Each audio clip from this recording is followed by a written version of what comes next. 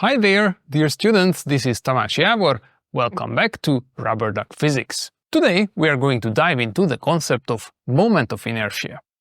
This is a key idea in rotational motion, and it helps explain why some objects are harder to spin up or slow down than others. The more mass an object has farther from its axis of rotation, the harder it is to make it rotate.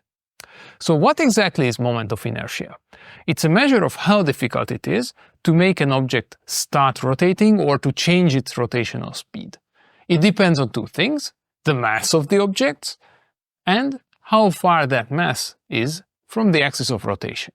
Let's think about a dumbbell. When you hold the dumbbell and rotate it by moving it back and forth, it's fairly easy. That's because most of the mass is close to your hand, which is the axis of rotation. Now imagine trying to rotate a barbell, where the weights are much farther from the center. Even though the total mass can be just the same, it's much harder to rotate because the mass is farther away from the axis, giving it a higher moment of inertia. Moment of inertia is higher when more of the object's mass is located farther from the axis of rotation, which makes it harder to spin up the object. The formula for moment of inertia for a point's mass spinning at the end of, let's say, a string looks like this. Moment of inertia equals m times r squared. Here, m is the mass of this point-like object and r is the distance from the axis of rotation, how far the mass is from the center of rotation. So, the farther the point-like mass is from the center of the circular path, the harder it is to rotate. That's why, if we consider the weights point-like, a barbell with weights farther out is harder to spin than a dumbbell with weights closer to the center. Now, how do we find moment of inertia of extended bodies, which are rotated around an axis? We can calculate it for some common shapes like spheres, disks, and rods from their mass distribution and sizes, but the math behind these calculations is more advanced and goes beyond what you need to know for this course. It's done using calculus, which allows us to add up all the tiny bits of mass in an object and see how they contribute to the moment of inertia. But don't worry, if you are a DP physics student, you don't need to memorize these formulas. The formulas for different shapes will be provided in your exam. What's important is recognizing the pattern showing up in these formulas. For many objects, the moment of inertia follows a similar pattern. I, moment of inertia, equals a certain fraction times m times r squared, where capital M here is the mass of the object and capital R is the distance from the axis of rotation, often the complete size of the shape. The fraction varies depending on the object's shape, but this pattern is common across many shapes. Let's look at a couple of example shapes to see how this works. For a solid sphere rotating about its center, the moment of inertia is 2/5 times m times r squared. R is the radius of the sphere.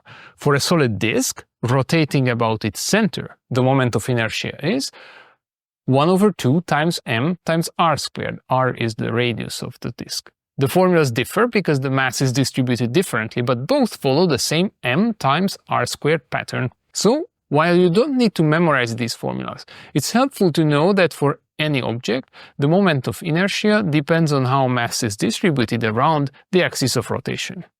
We didn't immediately derive the unit of moment of inertia when defining it, so let's do it now. It must be the unit of mass multiplied by the square of the unit of distance, hence kilograms times meters squared. This unit has not been given its own name, we'll leave it as it is.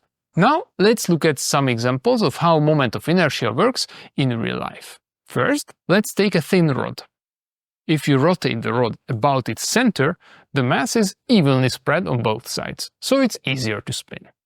But if you rotate the same rod about one end, the mass is now farther from the axis of rotation, which makes it harder to spin. That's because the moment of inertia has increased.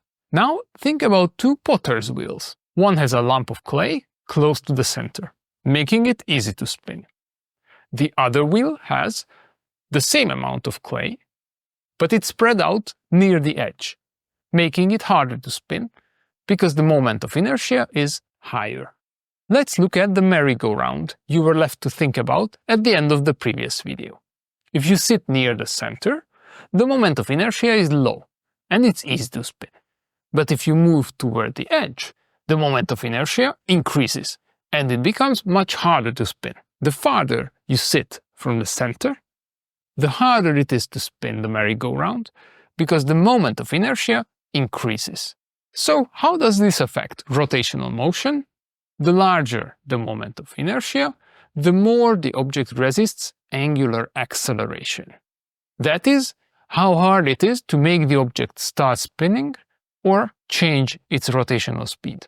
It does not mean it's harder to keep it spinning, but rather that it's harder to spin it up or slow it down.